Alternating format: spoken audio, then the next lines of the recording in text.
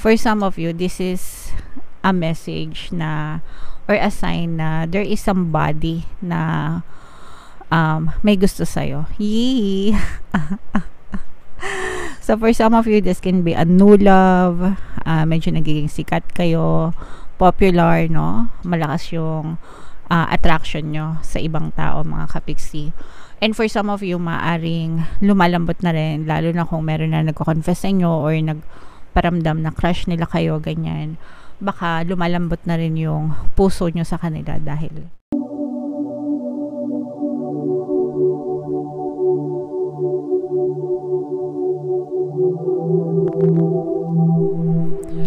hello guys, hello Cancer, welcome back to Pinay Pixie Tarot. Ang pamagat ng ating episode for tonight is Oracle of the Month. Ito yung ating oracle reading, mga kapiksi, para ngayong October para sa Cancer, Sun, Moon, Rising Sign, and Venus. Ito yung mga decks natin guys. Ito yung para sa spiritual messages, life messages, and then ito naman yung para sa love life nyo. Combination guys ng positive and negative energy. General reading lang. Pwede mag-resonate, pwedeng hindi. Comment down below guys kung saang message kayo naka-resonate, okay? So, unahin natin itong spiritual message nyo guys. Tingnan natin yung mga naisabihin sa inyo ng inyong mga gabay. The ever-unfolding rose cracked open. It's happening for you, not to you. So, yung mga bagay na nangyayari sa inyo, mga kapiksi, it's happening for you. Ibig sabihin, para sa iyo. And whether positive or negative yung nangyayari sa buhay nyo, there's always a lesson na kaakibat yan, mga kapiksi. Sa buhay natin, di ba nung mga tayo yung mga estudyante, ganyan, magtuturo muna ng lesson si teacher, tapos tsaka magkaka-exam or quiz or test para makita kung paano or kung natutunan natin yung mga lessons, kung gaano natin natutunan yung mga lessons, di ba, sa pamamagitan ng exam. Sa totoong buhay, baliktad, guys, no? You will experience test, di ba? Makaka-experience mo na kayo ng mga pagsubok, ng mga challenges. Afterwards, tsaka nyo matututunan yung lessons ng kaakibat nun sa buhay. And that's fine, mga kapiksi. That's part of life kasi yun yung pamamaraan ng universe para matuto tayo habang nag-grow tayo, habang nagmamature tayo, habang tumatanda tayo. Yung mga lessons, yung mga experiences sa buhay natin, doon tayo natututo ng mga lessons. Okay? So, again guys, whether positive or negative yung nangyayari sa buhay nyo, you have to embrace it, you have to accept it. Kasi, yung mga lessons na kakibot nun, blessings yun, mga kapiksi. Okay? Blessings yun kasi ikaw yung natututo habang nag-grow ka, nagmamature ka, and magagamit mo siya para sa iyong progress, sa iyong development habang nabubuhay ka. Alright? So, comment down below, mga kapiksi, if naka-resonate kayo, if naintindihan nyo yung mensahe para sa inyo, Cancer. Yung next na message naman natin is para sa life messages. Bubuo tayo ng dalawa dito, guys. Habang sinashuffle ko to, panoorin nyo muna tong video natin regarding sa ating paano mag-manifest ng abundance video course. Kapiksi, sawa ka na ba sa mga struggles at hirap sa buhay mo? Masipag ka ba at masikap sa buhay ngunit hindi ka pa rin umaasenso? Ilang beses ka na bang nag-attempt magnegosyo at mag-invest pero palagi ka pa rin nalulugi? Sa pagkakataon na ito ay maaaring may subconscious beliefs ka na nagiging balakid sa iyong pag-unlad at pagyaman. Introducing, paano mag-manifest ng abundance video course. Dito ay matututunan mong ma-overcome ang mga balakid mo para tuluyan ka ng umunlad, umasenso, sumagana, maging matagumpay, successful at maswerte sa iyong kabuhayan, pera, trabaho, negosyo, salapi at kaperahan ng bonggang-bongga. Dali, mag-send na ng email sa pinoypixitaro@gmail.com at simulan na ang iyong pagyaman ngayon. Alright, so mag-avail ka na ng course, kapiksi. Sobrang ganda talaga niyan and marami kayong matututunan, guys. Magbibigay din ako ng free 1 pampaswerte subliminal sa lahat mag-avail ng course until September 30. So mag-avail na kayo, mga kapiksi. So ito yung mga messages para sa inyo. We have the float message and the sweet message. Sobrang ganda ng mga ibig sabihin nito, guys. Unahin natin itong float. Itong float, mga kapiksi, ibig sabihin nito liberation from restraint, freedom. Okay? So sa Tagalog ng freedom, guys, kalayaan. If you make a steady effort, you will be freed from all pressures. Kapag kayo ay nag-e-effort continuously, mga kapiksi, steady effort, di ba?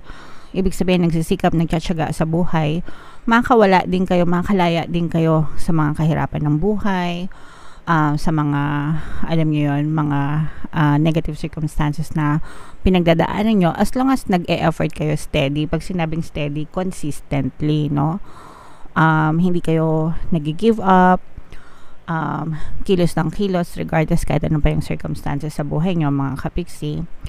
When you don't make a steady effort, it is a sign of pending troubles. Kapag hindi kayo masyadong nag-e-effort, kaya syempre, ano naman yung aasahan nyo na magiging resulta sa buhay nyo kung hindi kayo masyadong nag-e-effort, nagtatrabaho, diba?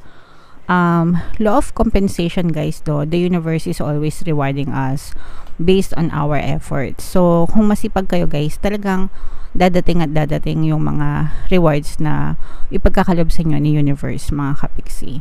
Versus dun sa mga tatamad-tamad, diba? Alam nyo na, syempre wala kayong masyadong makikitang pag-asenso sa buhay nila kasi hindi naman sila masyadong nag-e-effort. Yung mga successful na tao, guys, mga big names, no? Hindi yan successful ng isang araw lang. They make steady effort, di ba? Yung mga malalaking pangalan sa industriya ng mga mayayaman, di ba? Sometimes most of them, especially mga billionaires, no, they spend most of their time thinking and making a steady effort towards their desires, towards their goals and missions in life, mga kapiksi. So, wag natin ikumpara yung sarili natin dun sa mga umaasenso at yumayaman kung hindi naman kayo nag-effort sa buhay nyo, mga kapiksi. Alright? And for some of you naman, mga kapiksi, sa warning naman, pagdating sa warning nitong message na to, mag-ingat naman kayo sa pagdidesisyon nyo pagdating sa financial decisions, okay? So, pagdating sa finances, mga kapiksi, make sure na nag-aaral kayo, nagre-research kayo, no?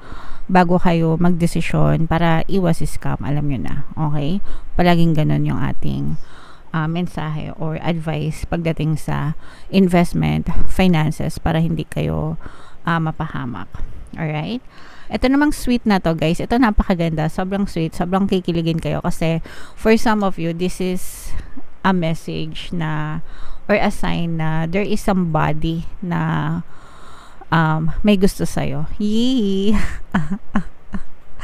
So, for some of you, this can be a new love. Medyo nagiging sikat kayo. Popular, no? Malakas yung attraction nyo sa ibang tao, mga kapiksi. And for some of you, maaring lumalambot na rin, lalo na kung meron na nagko-confess sa inyo or nagparamdam na crush nila kayo, ganyan. Baka lumalambot na rin yung puso nyo sa kanila dahil sa pagiging syempre pagka may gusto, 'di ba, manunuyo, 'di ba? So baka lumalambot na rin yung puso nyo towards them, mga kapiksi. All right?